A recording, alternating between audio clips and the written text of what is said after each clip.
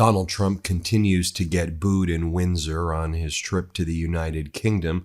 He is making King Charles, at the UK taxpayer expense, roll out the red carpet for him and do all the pomp and circumstance to make Donald Trump feel good. Now we see what this trip to the UK is really about.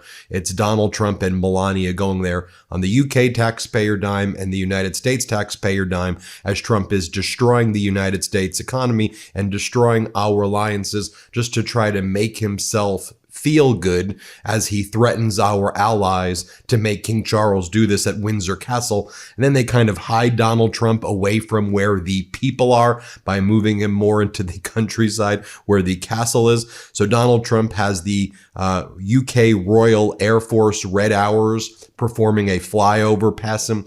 I mean, this whole thing is just completely humiliating, both for UK citizens, United States citizens. Here, watch this clip.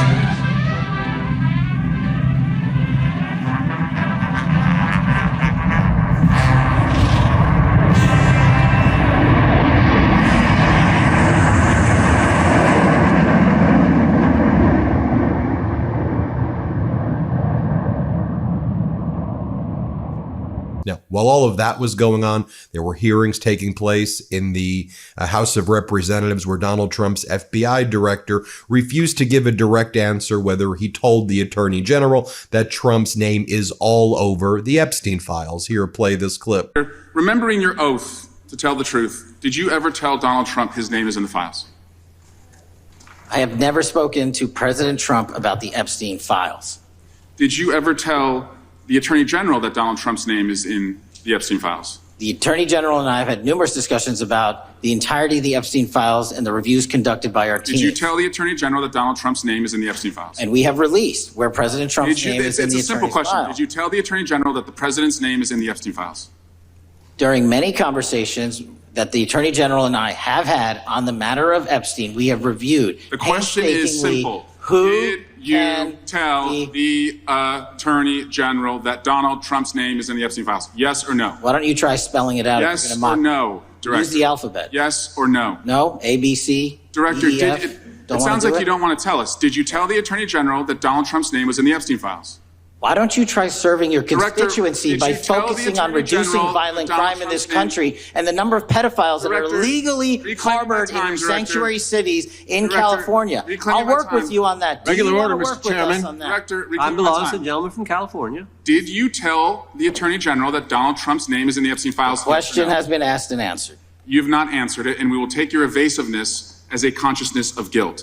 Director, going back to Windsor Castle, you can see what Donald Trump really wanted to do here. And again, what this UK trip was all about. Donald Trump inspecting the guard of honor with King Charles III during an arrival ceremony at Windsor Castle. I don't know, Donald, how about you make good on the promises you made to Americans, like that you were going to solve inflation on day one, that you were going to stop the war in Ukraine and stop the atrocities being committed on Gaza on day one? Nope, actually, you just want to do this. You think this is like Disneyland for you. Here, play this clip.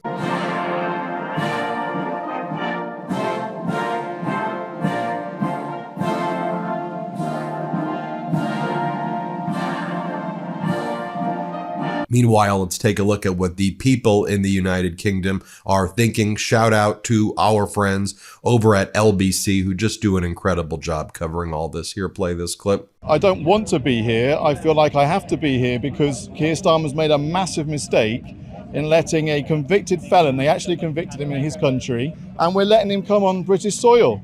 And it's a total disgrace. It's disgusting. I think it's an absolute waste of taxpayer money. Already millions of pounds were spent to keep him safe last time, and it's really just for show. I mean, this is just because he's a Royals watcher, and they're just going to, his wife's going to go see the doll museum and the Scouts. I mean, there's a lot of emphasis, of course, that the state visit is going to bring about a trade deal. I think it's really unclear exactly what our politicians and our monarchy intend to do with this visit, if there's some diplomatic ideas behind it, but I don't think it's sending a great message. He changes his mind as often as he changes his diaper, as far as I can see. He could say what a wonderful visit he's had, and then 2 minutes later, he's going to say something else. Neville Chamberlain tried to appease Hitler, and history showed how that worked out. Appeasement is not the answer. There will not be peace in our time while Trump is the president of America. Now, here's how they were reporting it on CNN. Donald Trump in his little gold carriage, driving around in a little gold carriage. I mean, just think about just over the past, week alone, they destroyed the Rose Garden in the United States, and they call it now Club Rose Garden, where the elite Republican cabal that's involved in covering up a child sex trafficking pedo ring get to eat lavish meals with top-of-the-line entertainment being paid for by the taxpayers where our Rose Garden used to be. Donald Trump was posting images of flying over Club Cipriani's in Manhattan, where it costs $9,000 to spend 3 days there, and it's like a member-only club where it's thousands of dollars a month. And now he's in a gold carriage. I'm sure the farmers in America who voted for him, who are about to go bankrupt unless they get bailed out soon, I'm sure the people who are late on their mortgage and can't afford to pay their rent right now and can't afford groceries are loving Donald Trump's in a golden carriage, everybody. Here, play this clip. In any event, the main objective is pageantry. Apparently, the president told the pool press who were flying with him overnight yesterday, enjoy yourselves, okay? He said he was really looking forward to this. He said it's going to be a beautiful event. Now you can hear the British national anthem playing as the carriages continue to move towards eventually Windsor Castle.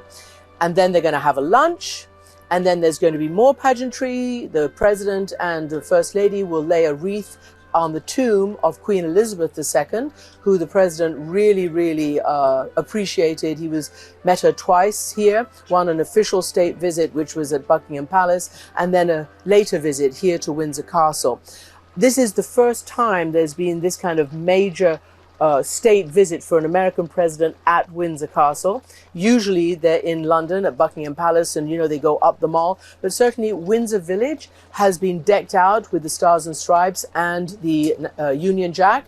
And so as much pageantry as they can muster without the usual people involved is happening right now. Then he has one of his top economic advisors, Peter Navarro, go on TV, and he's asked, so can you walk us through what happens if the Supreme Court rules against you on the tariffs? And he goes, they're not going to rule against us. We've got the Supreme Court in our pocket. Here, play this clip. Then Peter Navarro says, there's no inflation. It's done. We solved it. Trump should be in his golden carriage because we're in a golden age. We resolved inflation, and all Americans are experiencing a golden age right now. Here, play this clip. What's your take on this IEEPA case in terms of the courts trying to stop President Trump?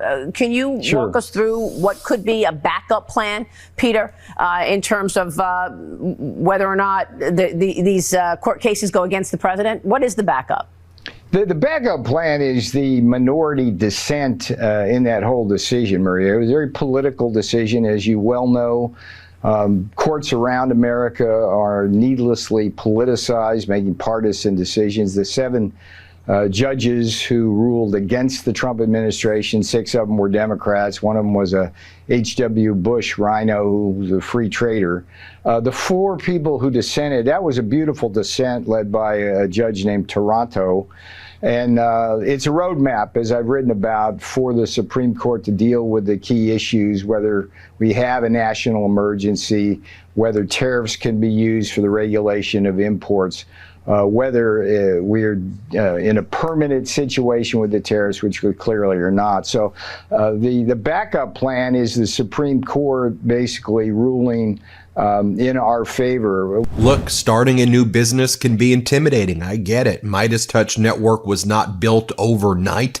You need the tools to help you engage in the day-to-day tasks, the growth. And so it's why we use Shopify. It made things easy for us, and I think you should use Shopify too. So Shopify is a commerce platform. It is the commerce platform behind millions of businesses around the world and 10% of all e-commerce in the United States.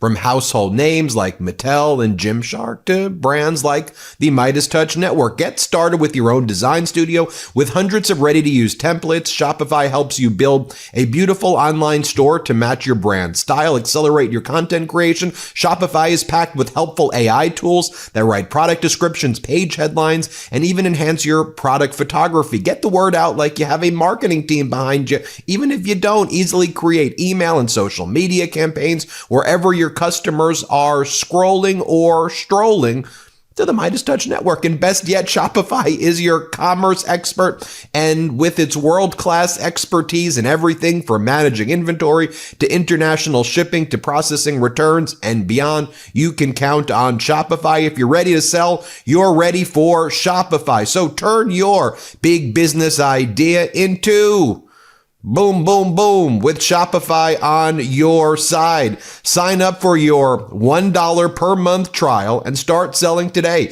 at shopify.com/Meidas. Go to shopify.com/Meidas. One more time. That's shopify.com/Meidas. You know who's experiencing a golden age? Donald Trump and his family are making billions of dollars. One of the Trump family ventures got billions of dollars from the United Arab Emirates. Then the United Arab Emirates got the United States semiconductor top secret technology. And they go, oh, that's not a quid pro quo. It seems that every other day, some Trump family member is bringing some company public that they now have a stake in. Yeah, they are enriching themselves off of the American people by using the Oval Office and the power of the United States to reduce the power of the United States and increase the wealth of the Trump family while American people can't afford rent, while housing is less affordable, and while Donald Trump goes out there and mocks the idea of low-income housing. He's just going out mocking low-income housing. How dare you? How dare you? One of the things you purportedly ran on was housing. Now housing is less affordable than it's ever been in the history of the United States of America. Back to those Epstein hearings taking place in the House of Representatives. Congresswoman Lofgren has some questions for Patel. Play this clip. I said it wasn't. So you're saying that none of this happened? No, I'm saying it was inaccurate. Okay. How many times did President appear in the Epstein files? More than 100? More than 1,000? No, and what we've been able to release is what we've been legally able to release, and that has... No, that's not the question. I asked you, how many times did the president's name appear? I don't know. It's your testimony. You do not know that answer. The number of times? No.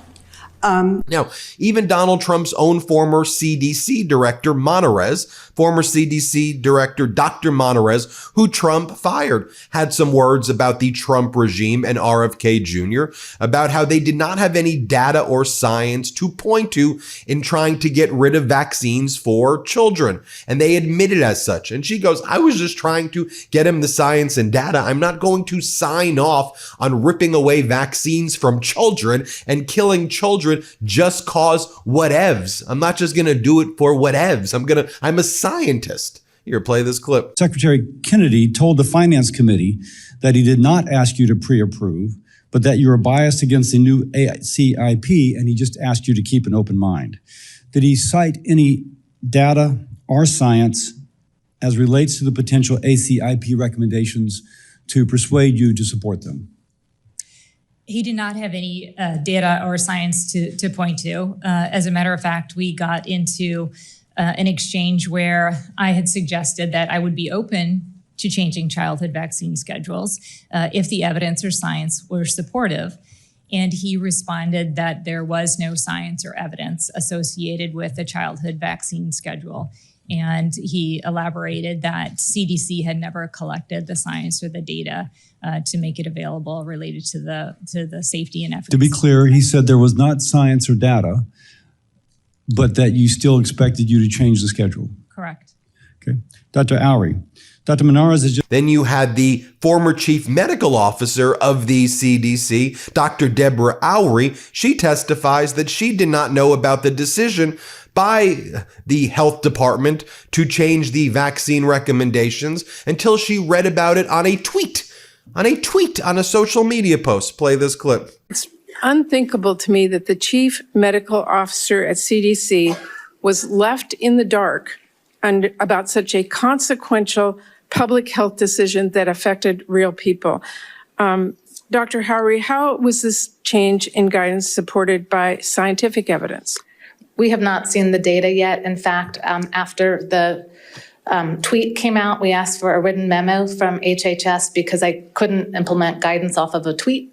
The written memo didn't say the same as the video. There was a difference between healthy versus all. You can't provide guidance off of a tweet. I didn't think that was prudent.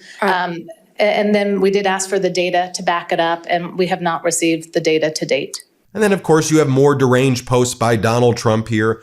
Why was the wonderful Turning Point under investigation by deranged Jack Smith and the corrupt, incompetent Biden administration? They tried to force Charlie and many other people and movements out of business. They weaponized the Justice Department against Sleepy Joe Biden's political opponents. So now Trump and Pam Bondi and Kash Patel, as part of their sex trafficking pedo cover-up ring, the other thing they do is say, if we don't like your speech, it's hate speech. And we don't care about the First Amendment, we're going after you. That's literally what Attorney General Pam Bondi said, that if they don't like what you say, they deem it hate speech and it's a crime. And the DOJ will go after thoughts and speech that's critical of the Trump regime. One of the things that should be noted, though, is that Turning Points was involved in the January 6th insurrection. They were helping bring buses there. So in addition to Charlie Kirk and Turning Points making anti-black, anti-gay, anti-LGBTQ comments, calling for Biden to be executed, just among, other things, they were also involved in, I think, helping transport people. So to the extent their name came up in anything, it may have been in that context. Oh, what? We have to gloss over the insurrection now? What? Private businesses have to print out pro-Charlie Kirk memorandum? You have to print out regime photos of Donald Trump while he drapes his face over buildings in Washington, D.C.? As long as the MeidasTouch network exists, as long as I have this microphone in my hand, they could try to rip it from me. We are going to make sure we speak the truth always. Let me just remind you right here, finally, of what else is going on in that Epstein hearing. Here is what Congressmember Liu had to say, that FBI Director Kash Patel refuses to give a direct answer whether Trump is on the Epstein list. Play the clip. That's literally not how it works. I'm going to move on now and talk about Epstein's client list. You confirmed that it exists. Attorney General Pam Bondi confirmed earlier this year that it exists. So I just want to ask you a simple question. Is Prince Andrew on Epstein's client list? The material related to Prince Andrew has been made public. Is Prince Andrew on the client list? We have released the index of names that were in Jeffrey Epstein. Is Donald Trump on Epstein's client list? The index has been released, and the index will speak for itself. So I'm just going to say, America, there's a huge red flag. The FBI director could not answer whether Donald Trump was on Epstein's Gentleman's time has list. expired. You're now recognized as the gentleman. There you have it, folks. Hit subscribe. Let's get to 6 million subscribers. The truth is more important than ever. Check out our new Truth Over Lies collection at store.meidastouch.com. All 100% USA union made.